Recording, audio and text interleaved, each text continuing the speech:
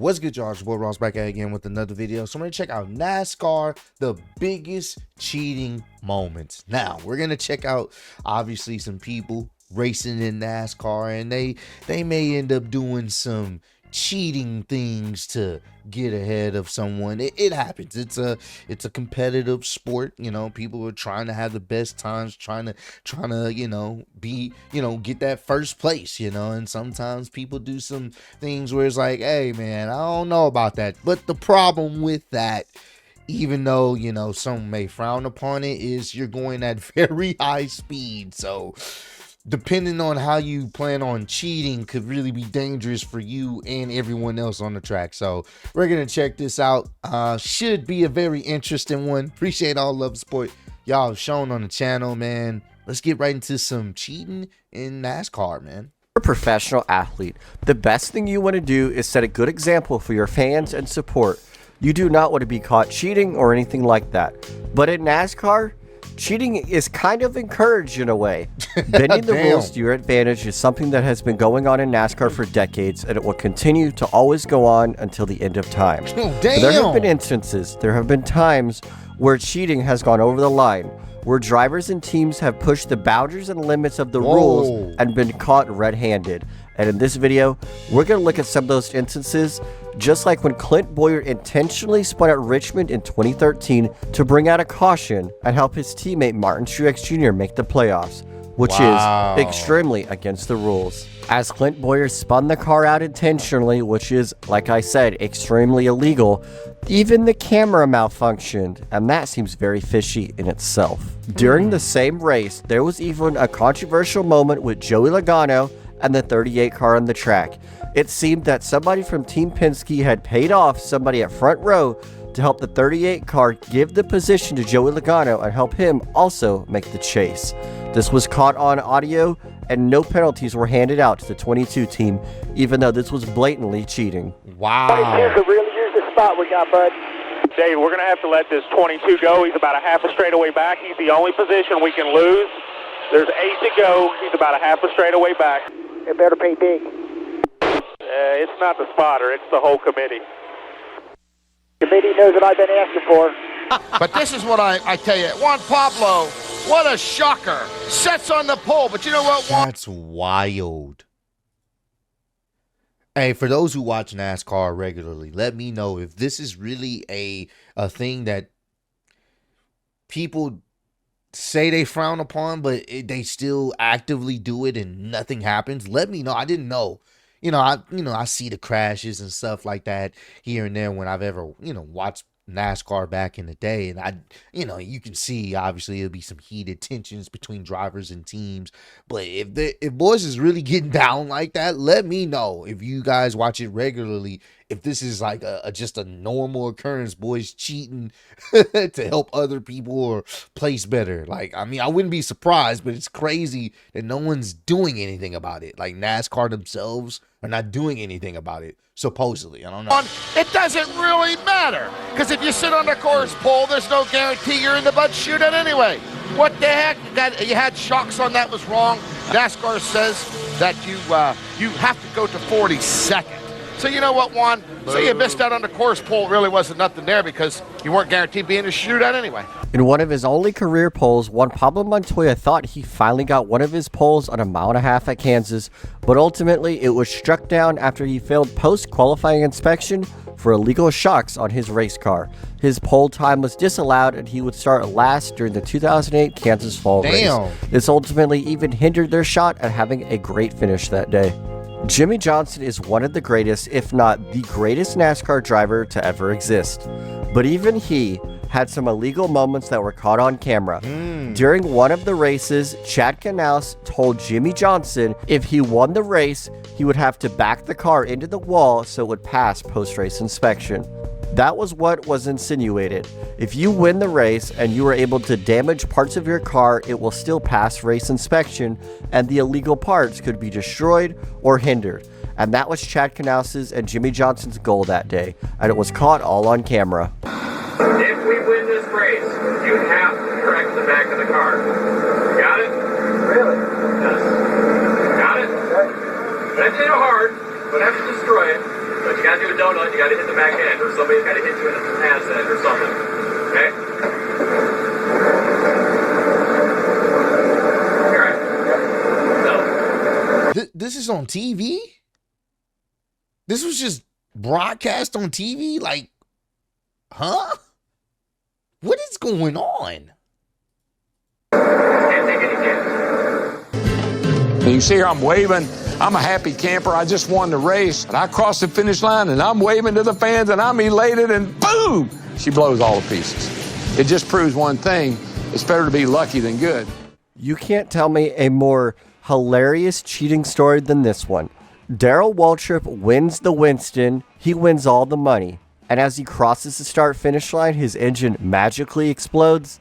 I'm not buying it. I don't think anybody in the NASCAR garage does, except for Darrell Waltrip. He ended up passing post-race inspection, but this had to have been an extremely illegal engine that was brought to the racetrack. The eventual 2006 Daytona 500 winner and champion of the 2006 season, Jimmie Johnson failed pre-race inspection for the Daytona 500. He had an illegal track bar mount that was not allowed by NASCAR's rulebook. During this week, crew chief Chad Knaus was ejected from the Daytona International Speedway and was suspended for the first 6 races. Jimmie Johnson would ultimately go on to win the Daytona 500 and a few more races after that. But this was a huge penalty for the Lowe's team to start off the 06 season.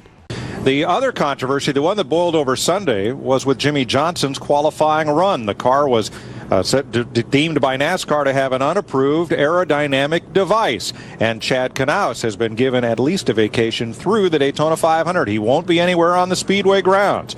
Jimmie Johnson, the driver, just held a press conference to address the issue. Dave Burns was there. And Mike, of course, it sounds like he wanted to sort of deflect a little of the criticism early on, or at least tell people where he stood. So he started with a little bit of an opening comment where he used the word damaging in terms of how this affects the Lowe's team. But he also talked about the fact that he was not aware that there was anything going on with that particular mechanical change to the car. He says he encourages his crew chief and team to continue working within the gray areas to try to gain a competitive advantage. He's to continue working in the gray area. So this is what I'm getting. It seems like a lot of these guys and maybe their crew members, they try to find whatever advantage they can have over the competition within this gray area. And that's why it was weird when he was telling them, make sure if you do win a race, you smash the back of the car to destroy any extra gray area material, it seems. That's crazy, man. Because I didn't know they did. I mean, it makes sense. They would do pre-checkups of the vehicle and post-checkups after the race to see, to make sure, inspections of the vehicle. It makes sense to see if everything is right and, nothing was added, everything was fair. But it's crazy that people will go to extreme lengths to make sure whatever certain devices that they're using is not present in the vehicles. Just the driver, but he did say that his role as cheerleader on this team was going to change a little bit because Chad was one of the biggest cheerleaders on this team. He's been ejected for Speed Weeks. He will not be here on Sunday for the 500, so Jimmy needs to become a little bit more of that. It didn't hinder them that much. Continuing on from Hendrick Motorsports, it seems like they cheat a lot nowadays. But even back then, Jimmie Johnson and Jeff Gordon were both caught cheating during the 2007 Sonoma weekend during the inaugural season for the COT, the Car of Tomorrow. They had modified parts in the vehicle that NASCAR did not like, nor did they approve of. They handed down a large sum of money penalty to both crew chiefs and suspended both crew chiefs for 6 races. And during the Sonoma race weekend, both drivers had to start from the rear of the field and not have pit selection. And back then, this was a huge penalty, especially without stage racing. Jeff Gordon and Jimmie Johnson, teammates at Hendrick Motorsports, they failed inspection when they presented their cars to the NASCAR officials. Well, guys, it's a frantic final few minutes of practice here at Infineon, except for the 48 and 24 teams, as you guys mentioned.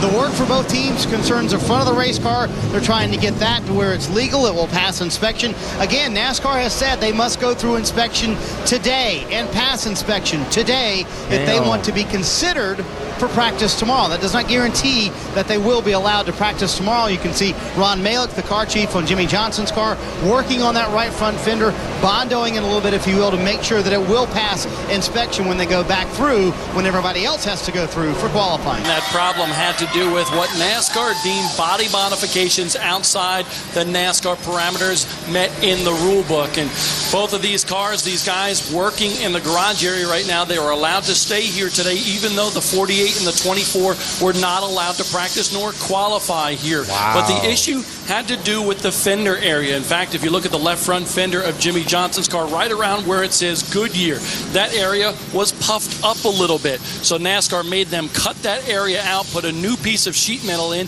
and then fiberglass it back and put the decals back over. If you're a Hendrick, What, are you serious? They're that strict? Does it really change that much of the aerodynamics of the car? I don't know. That's crazy if that's the case. Damn. Motorsports fan, you already know this story. Ray Evernham brought Jeff Gordon one of the most illegal cars in NASCAR history that wasn't illegal just yet.